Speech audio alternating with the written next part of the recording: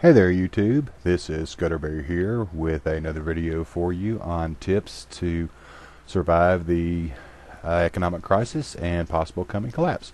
Today is January 1st, 2009, and in this video I want to talk to you about stocking up on craft and sewing supplies.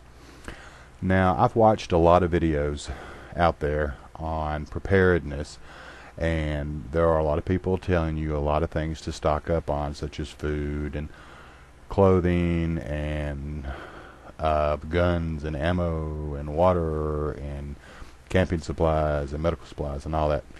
And one of the things that is overlooked by a lot of people in these videos is people that are telling folks to stock up on craft type supplies. And the reason why that is important is because if we were to go through an economic collapse here in the United States, you aren't going to have the money to be able to go out and buy a lot of items. But if you use a little ingenuity and a little know-how, then you can make a lot of items that you or your family may need. We have gotten to where we are such a want it now society that we have quit making a lot of our own stuff here at home. Back in the old days, people made almost all of their items that they needed: clothes and household items, dishes and tools and things of that nature. And we've gotten away from that, and people are not teaching that anymore to their children.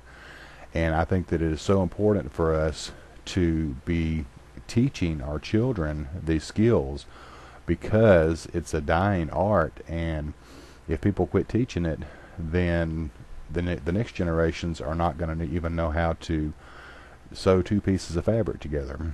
So I am a crafter, and that is one of the reasons why crafts is kind of a big thing for me. These days I mainly stick to machine embroidery and quilting type craft projects, but there is a world of different things that you can do. And actually, if you just do a little research, do a little study, get a few books from the library maybe on how to do different types of crafts, once you get the idea down, doing crafts is pretty easy.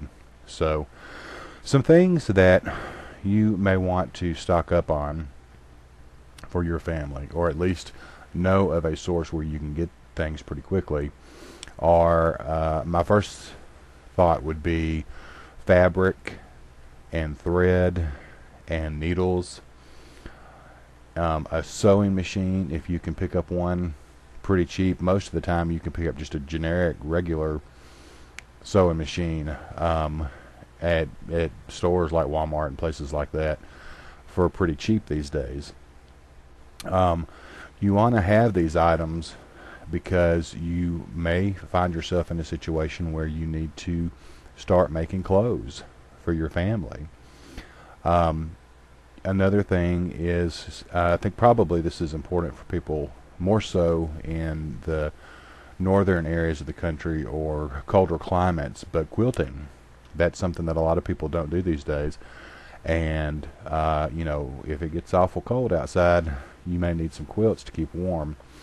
And basic quilting is not very hard to do.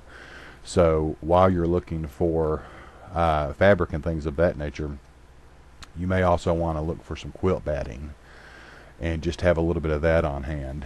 In a pinch, you don't have to have quilt batting to make a blanket, but it does help. It helps keep the quilt more stable, and it makes it warmer. So you also may want to look at some items for knitting, getting some yarn, some knitting needles. These days they make looms. They have them in all different kinds of sizes and shapes these days, and there's a lot of different names. I just call them quick looms or easy looms, where they make knitting very, very easy. So you can check those out at most of your local craft stores, and they're pretty inexpensive these days. So knitting items, having yarn on hand, is probably a good idea, because you can make hats and scarves, you can make blankets, you can make things that you don't even think about, like pot holders, for example. Pretty easy stuff that you can use. You may also want to look into a glue gun and some glue sticks, because those come in handy when you're trying to repair items or just fashion items together. I keep several glue guns and glue sticks on hand just in case, because they are pretty handy.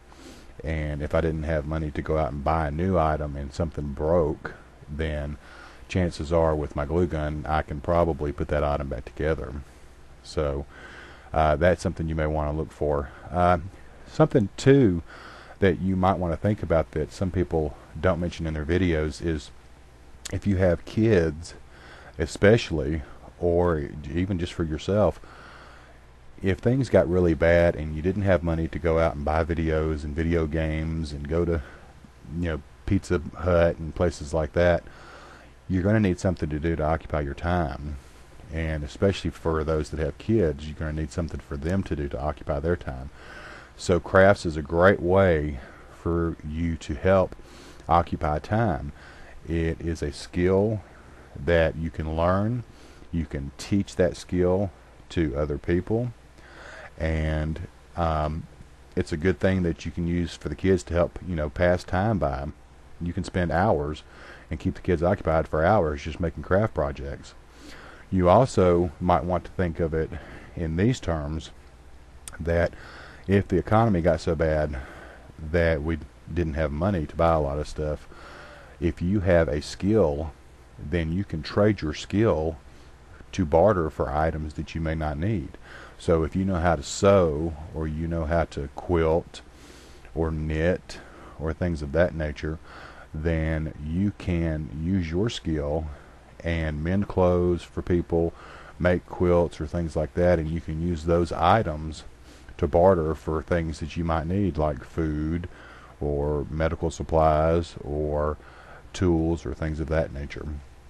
So I know that it's just, it's something that a lot of people don't think about, but it is something that you may want to keep in the back of your mind and stock up on some of those items. I run 2 craft groups. Well, actually I run 3. 2 main craft groups that I run through Yahoo groups, and one of them is a group for individuals who sell craft items, and you can pick up a lot of craft items. We've got a big membership base and people are selling all the time, and usually you can get it for below retail most of the time. The other craft group that I run is a Christian craft group, and it's for crafters, and it's more set up more for just discussions. We have a lot of people that teach a lot of crafts in that group, or they just talk about crafts. We also talk about a lot of other day-to-day life stuff, but it is geared to be a craft group. So I will put those links for you in the sidebar over there, and if anybody wants to join, that's great. You have to fill out a pre-membership form, and I have to approve your membership, and I do run tight groups, so I make sure that we don't have any spammers or people that start fights or anything like that.